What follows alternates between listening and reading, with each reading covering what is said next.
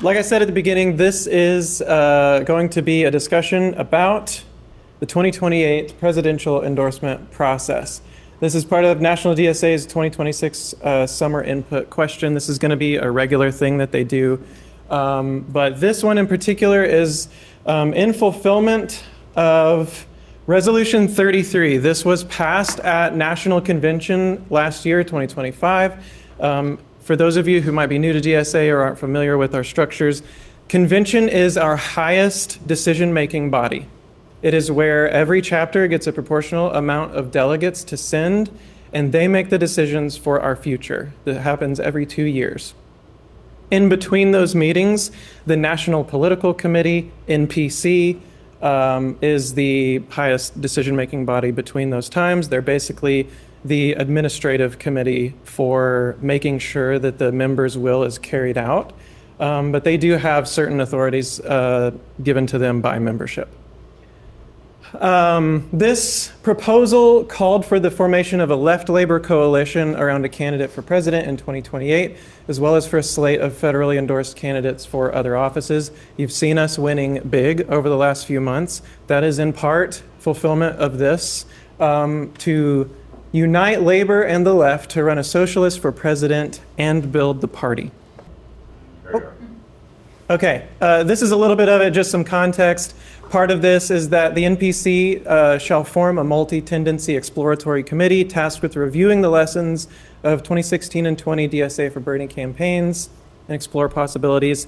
An important point, a multi-tendency exploratory committee. That means basically DSA is a big tent socialist organization, which means there are a lot of different political opinions. If you've been on Slack reading any of the debates, you've seen people have different political opinions, and that is a good thing. The way that our organization navigates the questions of various tendencies is through a caucus model. Caucuses are where you can organize with other people who have a similar thought on strategy, and you can align with them and then push for proposals, push for NPC candidates, and do a lot of other work. Caucuses don't just do those things, they also organize around specific issues. So that's just some context for this. They want this exploratory committee to be multi-tendency so that we are unified behind this as an organization. This is a contentious topic, not just because it is a presidential campaign, which are always emotional, but because R33 barely passed at convention. That is a very important contextual note. Our chapter overwhelmingly supported delegates who voted against this. Unanimously, our delegates voted against R33. They were aligned on this. They weren't aligned on all the issues, but this one, our chapter, was pretty well decided. But a narrow majority of the organization was not aligned with our perspective. So here's the question, and I'll just throw it out there to the open. What do we do if our group and our political decision is in the minority? We get split. Okay. We found the chapter Trotskyist. We found a New York City chapter. Okay, we get in line. The convention is our highest decision-making body, and the body made a decision for R33. Our delegates voted against it, so what? We do it anyway. Because we organize for the working class, who organizes for itself under the banner of the DSA. So that's why we're going to do this anyway, despite whatever opinions we have about whether it was a bad idea. It doesn't matter. The body said it's a good idea, so we do it. For more context, this is what the vote looked like. You will get more familiar with this pie chart. This is from Open Slides. It's our voting software. Our chapter recently adopted the software to use. On the left here, you'll see the base proposal, and then this is the breakup. Green is yes, red is no. This was an attempt to amend it that was put on the floor. This was basically the way the proposal process works is if you disagree with the base proposal, but you think it's going to pass, try to make it better, even if you don't like the base proposal.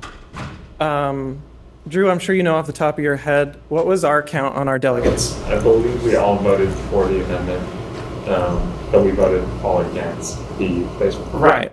So our delegates voted for the amendment, but it narrowly failed, so we were in the minority. The base proposal went back to the floor, and it, by a slightly higher margin, passed.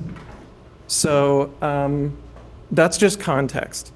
And the reason it's important to bring this up is because as we discuss the possibility of endorsing a presidential candidate, we can't pretend like this division doesn't exist anymore. It is only getting more stark of a contrast between these groups.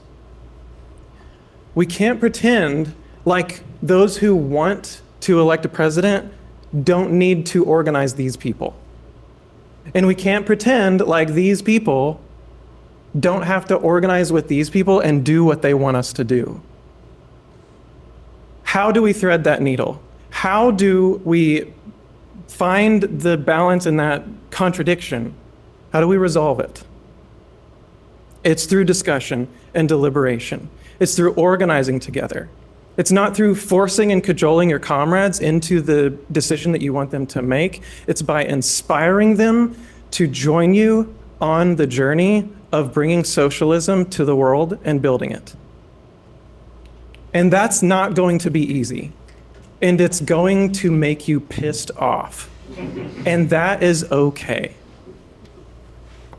You deserve to know what Drew has something to say, of course. I was just going to say one other important thing about R33 is that the two caucuses that wrote R33 together, Bread and Roses and Groundwork, have deep disagreements on what R33 means, and that played out in the NPC election. So even those who voted for it disagree. We're not talking about that. Okay, you deserve to know why our delegates overwhelmingly voted against this. Especially because our chapter has more than doubled since convention. So many of you may not know what our chapter politics were at that time. And because we have so many new people, our politics, our political ground is shifting. And that's amazing. That is a very good thing. So you deserve to know why this decision was made so that we can organize together. And so I'm just going to go straight to the boy himself and explain why our people voted against this. Marx was very inspired by the French Revolution and by the Paris Commune and their efforts to create a classless society. And when he wrote about their successes and their failures and analyzed, like, what was the situation there? How can we try again and carry it forward and actually win this time? One thing that he said that holds true is the working class cannot simply lay hold of the ready-made state machinery and wield it for its own purposes. The centralized state power, with its ubiquitous organs of standing army, police, bureaucracy, clergy, and judicature, organs wrought after the plan of a systemic and hierarchic division of labor, originates from the days of absolute monarchy, serving nascent middle-class society as a mighty weapon in its struggle against feudalism. A lot of jargon, a lot of theory. What is he saying there? I wish I could talk more about French Revolution part, or just give the mic to Oliver to talk more about the French Revolution part.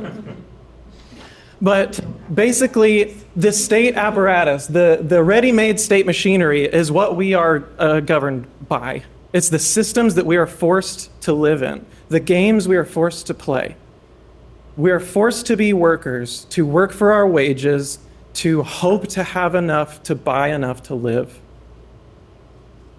The state machinery that the French revolutionaries were working against was a feudal machinery. You can't take that and just put a peasant on the throne and assume that that means that the working class now has power. And in the same way here, you can't just take a socialist and put it as the head of the capitalist state and assume that we now have socialism. This state machinery was built very intentionally. The framers of our Constitution openly said this is not a democracy. They didn't want that. What they wanted was a system that kept the owning class on top. The state machinery is built to keep them on top. So trying to implement socialism using the executive branch is like trying to play D&D using the rules of Monopoly. It's a different game. And you cannot play D&D with the rules of Monopoly.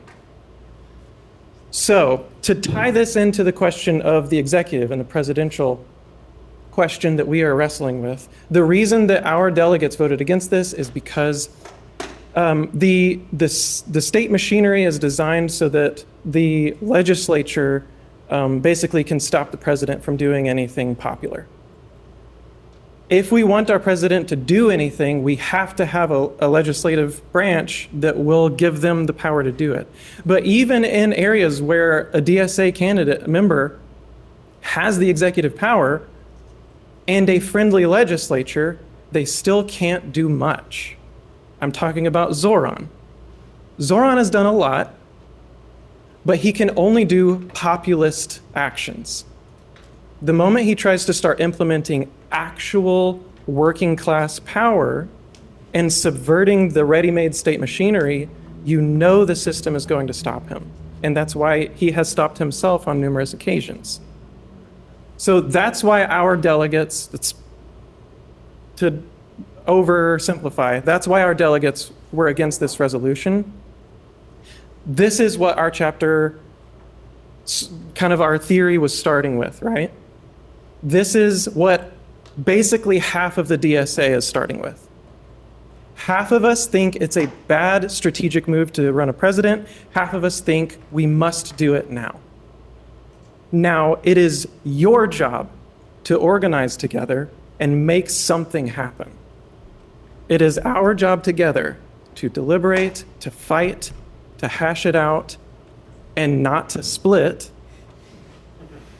but to act in unity, even when it's imperfect. So this is just a note. This is not about AOC. I don't give a shit whether you like AOC. I don't give a shit whether you hate AOC. This is not about AOC. That's not on the table. This is also not about the NPC drama that's happening lately. Don't talk about that. No one cares. If a comrade brings up AOC or the NPC in a way that's not germane, I want our facilitators to redirect back to the questions. That's not to say you're not allowed to say AOC, but just keep it germane. But also just don't. All right, we're gonna break out now. Okay, so we got a few minutes left here. We're going to just kind of see what y'all came up with. Can I get a stack from any group to quickly say anything substantial that your group talked about with this question?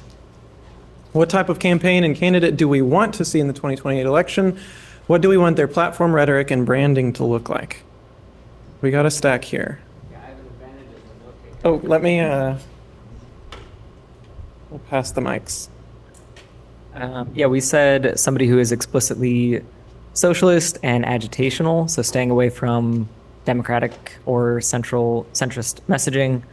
And one of the, I guess, concerns about that branding was about compromises and pressures that often happen in candidates in these offices. So messaging, how are we holding them accountable on even the messaging behind the things that they're putting forward? I think that kind of leads into the other questions. So I'll just say, yeah, explicitly socialist and agitational. Something that I had to leave out of the earlier thing, but we have a few minutes here. This is part of Resolution 33. This is kind of the main paragraph of it, from what I understand of it. Resolve DSA should aspire to build a broad left labor coalition composed of labor unions, other mass organizations, which can draft a platform. And then further down, this is what made me think of it, what Carlisle was just saying.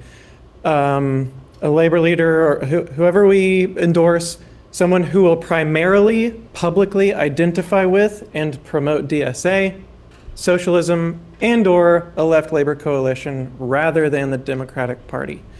Those are not negotiable. That's what our body passed.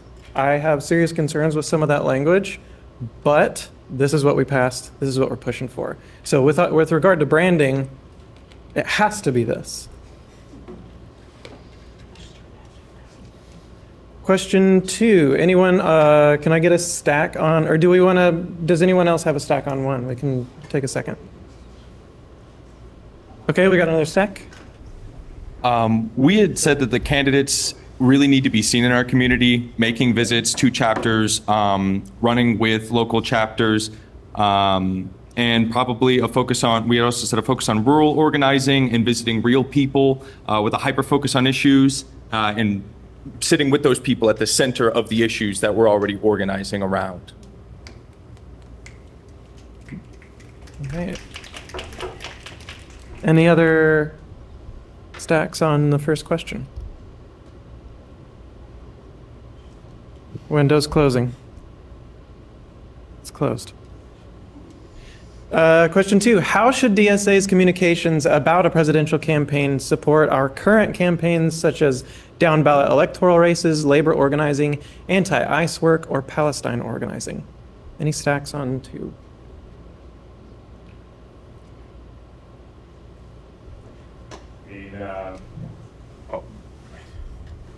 I think, obviously, we definitely would want the candidate to support down ballot races, all the different organizing, kind of unite them together. Let's see, I'm trying to think what else. Yeah, I think that's. Yeah. So y'all's thought was yes. Mac, I think.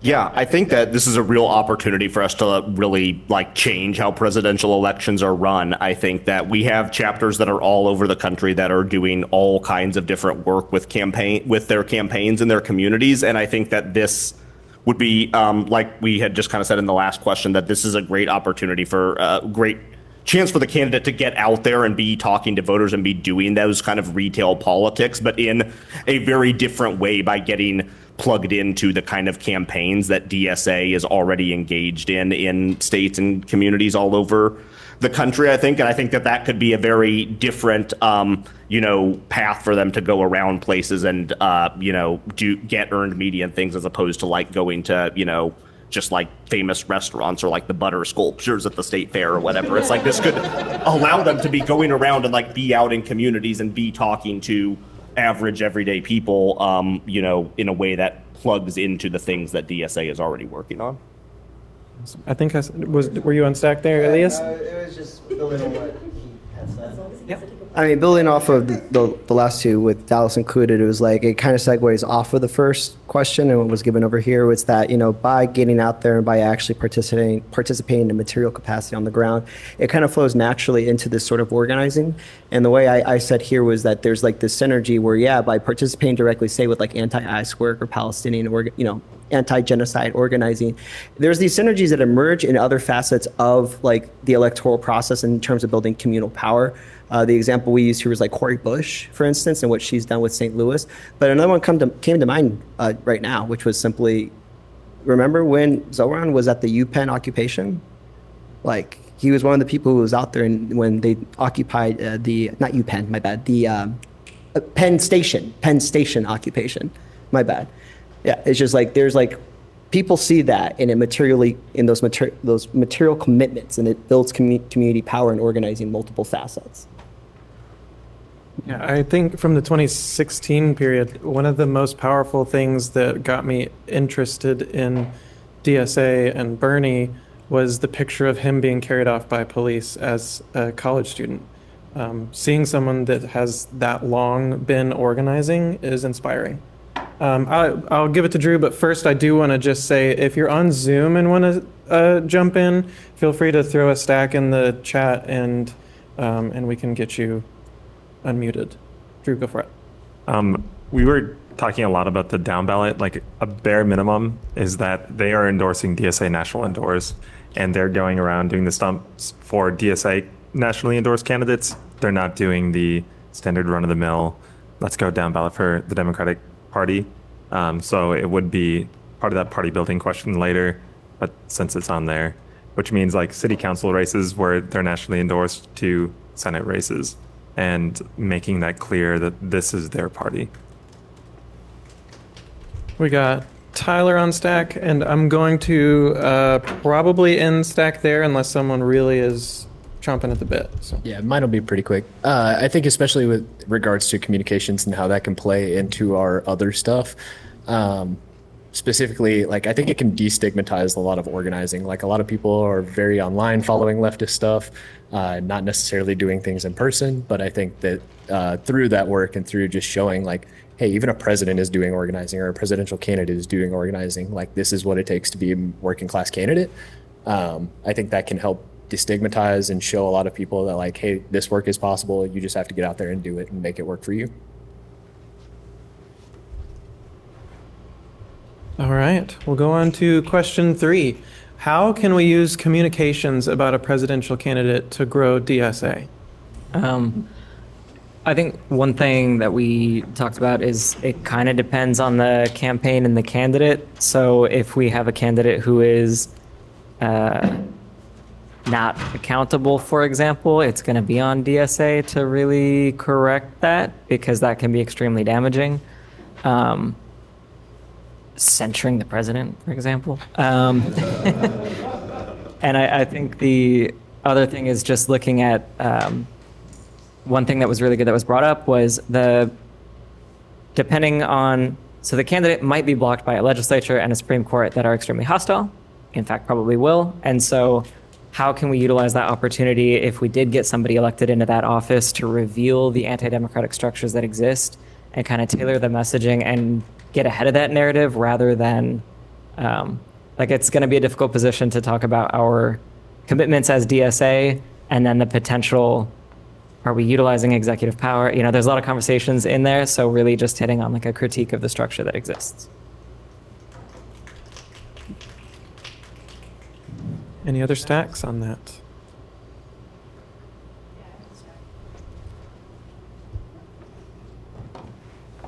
Based on our conversation, we had something where it was, even if we don't win, we still want to achieve X, Y, and Z. And so being able to communicate that as a basis, so then that way the campaign overall has staying power rather than just being, you know, a lost candidacy. I think one example that we used was even if we lose by a little bit, that has a great communication power that then just pushes the needle into the right direction. Something Overton window. Any other stacks on this one? Yeah, Brian. I'm probably cheating a little bit. This is just bridging the gap from there into the next question. But I do think to that effect, you know, we talked a lot about like, to what extent is the goal to be purely agitational versus how much is the goal to win? And I think, at least I will be clear, my group will split on this. I think personally it's really important without crossing red lines to play to win the game, in part because I think running a campaign that is out by like the Iowa caucuses is a disaster for every down ballot race. I think actually coming up and getting someone who's able to get some measure of popular support, I don't know what that number is, but I think that is when you get those cascading effects where, oh, okay, we didn't win the presidency, we didn't win the primary for the presidency, but we just got a bunch of down ballot races that got a surge in organizing energy and all of that kind of stuff to set up a president in 4, 8, 12, however many years to have a legislature that's behind, to have a legislature to actually go and do things with. Yeah, I think that brings up a good question of running an executive at this point. Is it possible to run a socialist at this point? And that is kind of the big question here that a lot of members are split on. So yeah, that's a good thought for us to keep. Okay, how could a presidential campaign impact a goal of party building? Should our messaging bolster calls for a new party? We are coming up on time, so we're gonna fly through these next 2. I know these are like probably the juicy ones. So I think we got a stack here. We got a stack there, and then we'll come up front. Hi. I was just wondering, so as you mentioned before, if the executive has its abilities, neutered by the legislative branch, and the Supreme Court's there to also, in case we have two branches that are in tow, why don't we just, and I asked the group this question, why are we focused on the presidency exactly? Because it doesn't, our power is a local organization, so why don't we just build our power from the ground up and, I don't know, change the Constitution? That sounds pretty cool. You know, pull a Nick Cage to the Declaration of Independence, that'd be cool. That'd be really cool. I like the sound of that. But the reason, to answer your question, the reason why are we focusing on the presidency right now is because the convention voted for it. And that's the will of the working class that is organized for itself. Even if I personally, which I'm vocal in my opinion, I think it's a bad idea. But I'm going to work towards it anyway, and I'm going to try my damnedest to do it as responsibly as possible. And I'm going to listen to my comrades, and hopefully we'll all figure out a way to take action here. Up here. I think in terms of bolstering calls for a new party, I think we have to be really cautious about that, because in years past, particularly on the left, we've seen, for example, the People's Party movement really start to fizzle out and fade, and they basically distort their message, and they end up really just wanting the fame hype. And we need to be careful as members of this chapter, who we basically let in.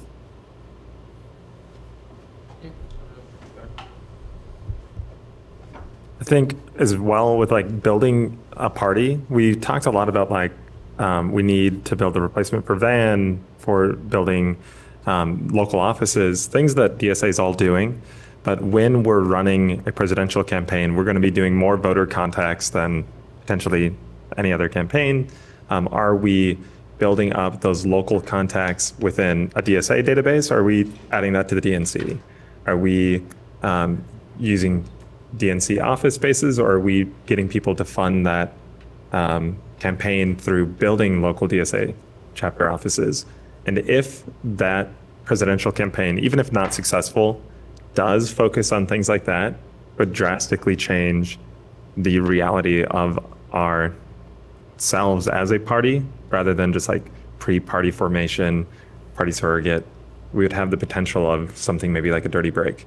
We are far from that with our infrastructure. We just kind of keep saying it as a dream on the horizon, but a presidential campaign could do that if they're intentional. I'm highly doubtful that a campaign would be, but that would be amazing to see. Any other stacks on this? We're coming up on time, so I do want to hit that last one before we close. All right, number 5. What are the risks of endorsing a presidential candidate? Whew, save the juicy one for last. What should we do when the candidate takes positions we disagree with? Hands are already up. We'll hit Tyler and then Dallas.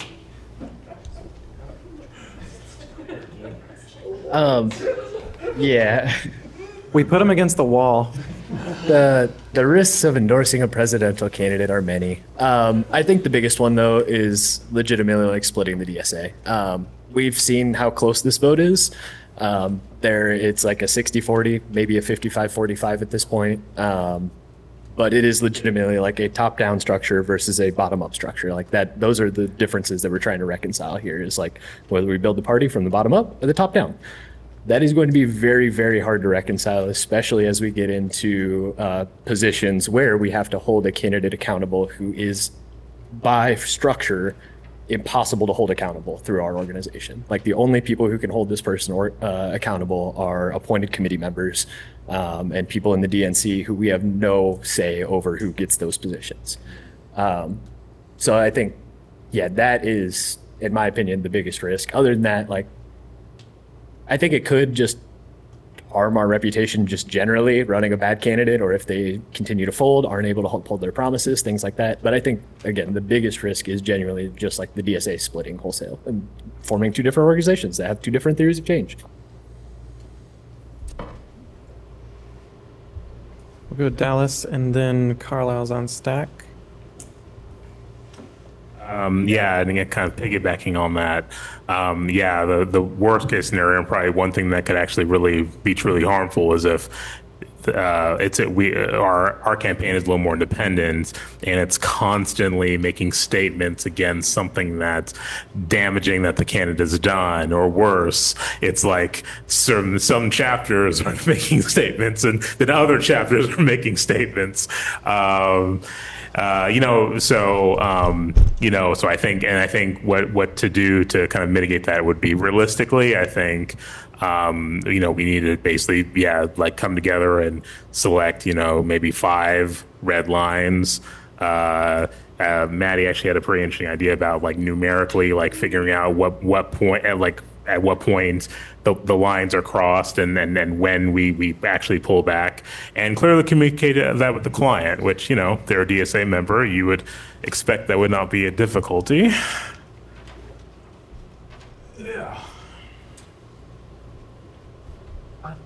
I know.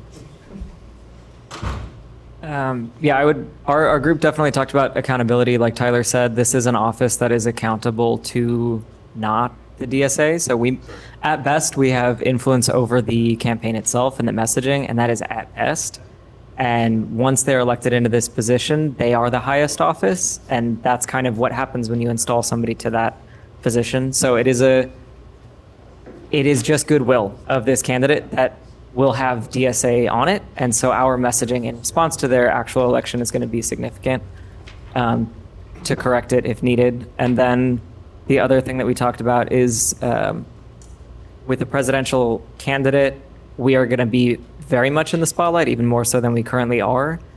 If this candidate is progressive, as opposed to explicitly agitationally socialist, or even if they are agitationally socialist, we are going to be growing at even more unprecedented rates than we currently are. And we risk what our party becomes very quickly through an influx of members that can alter drastically what the DSA is and represents. So if we're not prepared for that influx of perhaps liberal membership, for example, our messaging, our education, our values, all of that can change at the next convention. And then all of this work that we're building toward what the DSA is and stands for and become like an actual socialist party gets swept away overnight because we got too popular too quick and could not control the narrative.